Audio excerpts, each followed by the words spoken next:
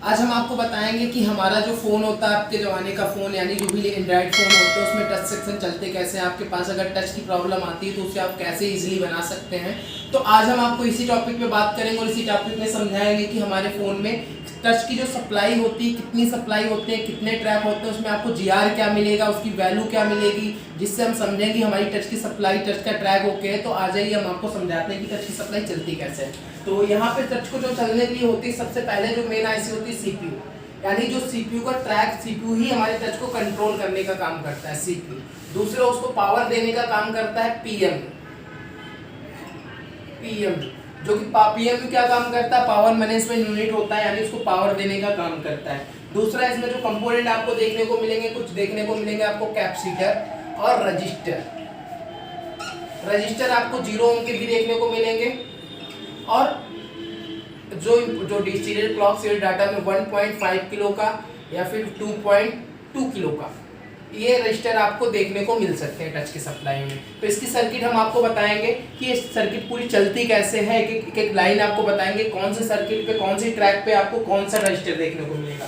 Samsung के phone अगर आप देखते हो वहाँ पे एलडीओ भी आपको देखने को मिलेगा।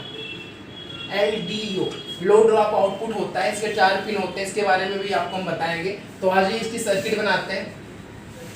तो टच का जो सबसे पहले लाइन होता है, ये मान लीजिए हमारा टच है, यानी टच चलता कैसे है इसके बारे में पूरा बताते हैं आपको।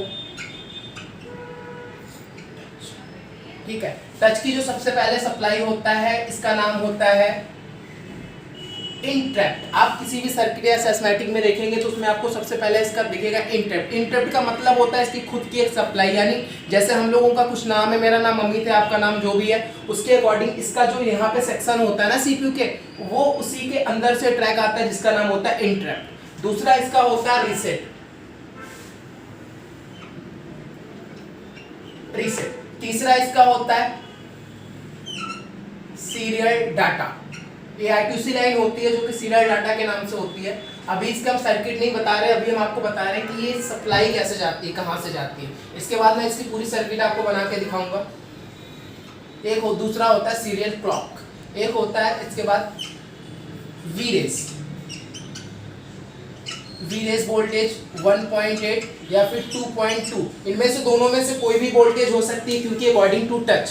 किसी में आपको एलडीओ देखने को मिलेगा जिसमें एलडीओ लगा होगा, एलडीओ उसमें आपको 3 पॉइंट भी वोल्टेज आपको देखने को मिल सकता है जो कि हमारी बीपीएस लाइन से आती है। तो ये चीज़ें सर्किट के अकॉर्डिंग डिपेंड करता है कि हमारे फ़ोन में अगर सैमसंग का डिस्प्ले है तो वो उसमें सैमसंग के फ़ोन में आपको ज़्यादातर देखने को मिलेगा जो कि उसमें सप्लाई आएगी बीपीएस लाइन से आती है, जो कि आपको वोल्टेज 3 वोल्टेज तक मिलेगी। ठीक है, तो ये रहा हमारी टच की जो सप्लाई होती है, 5 सप्लाई से हमारा टच चलता है। तो इसके एक बार सर्किट बनाते हैं।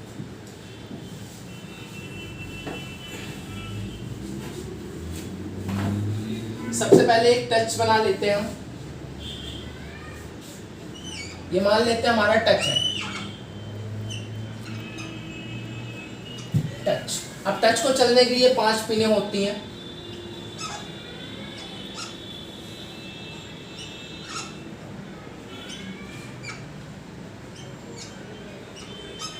पांचों सप्लाई से जुड़ी होती है।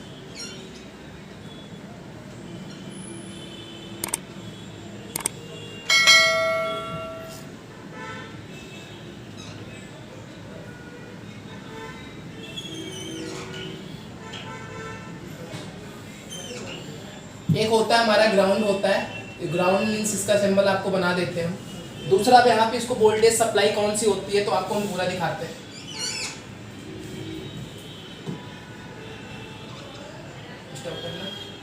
तो बना लेते हैं हम टच के लिए जो हमारा सबसे पहले इंपॉर्टेंट होता है सीपीयू होता है। तो एक सेक्शन बना लेते हैं। हमारे फोन को चलने के लिए सबसे पहले बीपीएस पावर चाहिए जो कि हमारी पीएमआई या फिर कोई भी आईसी हो, डीसी आईसी होती है, डीसी टू डीसी।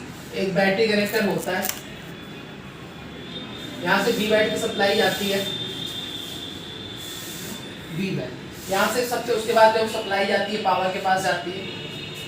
यानी अगर टच सेक्शन है आपको, इसलिए हम यहाँ से बता रहे हैं क्योंकि टच सेक्शन हमारा यहाँ से भी स्टार्ट हो सकता है, यहाँ से भी वोल्टेज जा सकते हैं, क्योंकि अकॉर्डिंग टू फोन इसीलिए हम आपको यहाँ पे डीसी आईसी बना दी। कुछ लोग सोचेंगे कि आप यहाँ उससे चलता तो वही बनाते, लेकिन यहाँ इससे भी जाते हैं, इसलिए हम आपको ये बना दी है।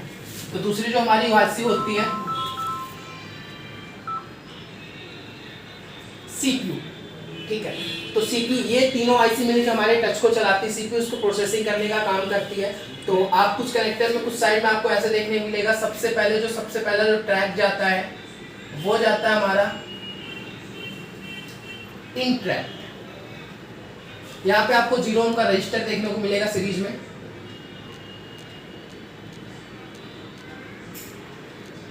जीरो ओम का यहाँ पे आपको रजिस्टर देखने को मिलेगा। दूसरा जो ट्रैक होता है इसका नाम होता है इन ट्रैक। दूसरा जो ट्रैक होगा रीसेट। इनका काम क्या है अभी मैं 2 मिनट में बता दूंगा। रीसेट के बाद जो सप्लाई होती है वो होती है सीरियल डाटा। उसके बाद होता है सीरियल क्लॉक। ये दोनों सप्लाई होती है, लेकिन इसके बीच में यहाँ पे रजिस्टर लगा होता है, जो कि रजिस्टर आपको अकॉर्डिंग टू फोन होगा, यानी समथिंग टू वोल्टेज। अगर यहाँ पे 2.2 वोल्टेज आएंगे तो यहाँ पे रजिस्टर आपको देखने को मिलेगा 2.2 किलो का। अगर 1.8 वोल्टेज है तो वहाँ पे आपको रजिस्टर 1.5 किलो का देखने को मिलेगा, जो कि यहाँ पे पुल अप करने के लिए लगाया जाता है। इसे पुल अप रजिस्टर भी बोलते हैं।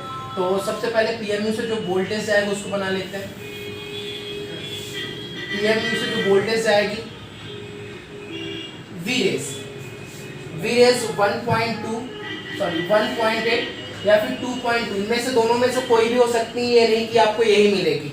अगर हमारे फ़ोन में सैमसंग का फ़ोन है, LDO यूज़ किया गया है, तो उसमें आपको 3 वोल्ट भी देखने को मिलेगा। तो ये आपको देख के सर्किट के अकॉर्डिंग काम करना है। तो इसी के रास्ते से यहाँ पे रजिस्टर आपको देखने को मिलेगा जो पुल अप करने के लिए लगाया जाता है। समथिंग अकॉर्डिंग टू रजिस्टर होगा। तो यहाँ पे भी है, तो 2 रजिस्टर लगे होते हैं ऐसे, जो कि इसको इसी ट्रैक से जोड़ा जाता है। यहाँ भी आप चेक करेंगे तो 1.8 की वोल्टेज आपको मिलेगी। तो ये पुल अप रजिस्टर इसे बोलते हैं। तो ये रही हमारी टच की सप्लाई DC से यहाँ आएगी। तो अब बताते हैं आपके पास अगर इस प्रॉब्लम आती है तो सबसे पहले करना क्या है आपको। तो अगर आपके फ़ोन में टच की प्रॉब्लम आती है तो सबसे पहले आपको क्या करना है, फ़ोन में टच दूसरी चेंज करके देखनी है। अगर फिर भी प्रॉब्लम बनी रहे तब आपको उसके जो कनेक्टर होता है ना, वहाँ पे जो TP होते हैं, टेस्ट पॉइंट, उस पर आपको सबसे पहले 1 2 3 4 5 यानी interrupt, reset, serial data, serial clock, वीरेस वाली इन सभी पे आपको GR चेक करना है। GR आपको मिलेगा 300 से अप मिलना चाहिए। 300 से अप मिलेगा जो हमारा ओके कंडीशन। अगर आपको GR ओके मिल रहा है तो इसका मतलब हमारी जो यहाँ सोर्स डेस्टिनेशन यानी CPU से लेके इसके TP पॉइंट तक का ट्रैक ओके दिखाता है, ठीक है। उसके बाद अगर आपको वोल्टेज नहीं मिल रहा है, वोल्टेज चेक करना है। दूसरा करना हॉट टेस्टिंग। हॉट टेस्टिंग में आपको यहाँ पे वोल्टेज चेक करना है, सीरियल डाटा, सीरियल क्लॉक और इसके टच वोल्टेज पे आपको वोल्टेज से मिलना चाहिए। सीरियल डाटा, सीरियल क्लॉक में आपको 1.8 वोल्टेज मिलना चाहिए। यहाँ पे आपको चेक करेंगे तो दूसरा आपको टच की कनेक्टर पे मिलनी चाहिए 1.8 या फिर अकॉर्डिंग टू सर्किट, इसके अकॉर्डिंग वोल्टेज मिलते हैं तो हमारा टच की सप्लाई ओके होती है। और टच में मैं आपको बताना चाहूँगा ज़्यादा कोई प्रॉब्लम नहीं आती है। ज़्यादातर प्रॉब्लम क्या आती है, यहाँ के जो रजिस्टर लगे होते हैं 0 ओम के रजिस्टर गिरने से या किसी कारण से खराब हो जाते हैं। तो आपको रजिस्टर ज़्यादा ध्यान देना है, क्योंकि ये रजिस्टर निकल जाते हैं जिसकी वजह से प्रॉब्लम ज़्यादातर आती है। तो ये छोटी सी वीडियो रही, इसके बारे में थोड़ा बहुत डिटेल में हम लोग बताते हैं क्लास में। जैसे ये तो छोटा सा डेमो है, इसके बारे में एक सर्किट बताई जाती है कि जैसे अलग सैमसंग में कैसे काम करते हैं, आईफोन में कैसे काम करते हैं, तो सब कुछ इसकी इन्फॉर्मेशन दी जाती है विद प्रैक्टिकल। ये तो हम थोड़ा सा डेमो बता रहे हैं कि हम लोग सर्किट कैसे पढ़ाते हैं। जो ये सर्किट ये आप बोर्ड में देख रहे हैं ये ठीक है, लेकिन हम लोग प्रैक्टिकल के साथ ये आपको 4-5 फ़ोन प्रोवाइड कराया जाता है। जैसे कि सैमसंग में कैसे सर्किट होती है टच की, आईफोन में कैसे होती है, अप्पो में कैसे होती है, वीवो में कैसे होती है। तो ये सब कुछ आपको अलग अलग सर्किट टच की समझाई जाती है, पढ़वाई जाती है, उसको ट्रेस करवाया जाता है कि आईसी के यानी अगर CPU में भी जा रहा है ना तो किस बॉल पे जा रहा है, हम लोग वहाँ तक ट्रेनिंग कराते हैं। यानी अगर हमारी इंटरप्ट की सप्लाई जा रही तो किस बॉल पे जा रही है, इससे प्रॉब्लम कैसे आएगी, इससे सिग्नल कैसे चेक करेंगे, तो सब कुछ हम लोग बताते हैं। तो आज की वीडियो यहाँ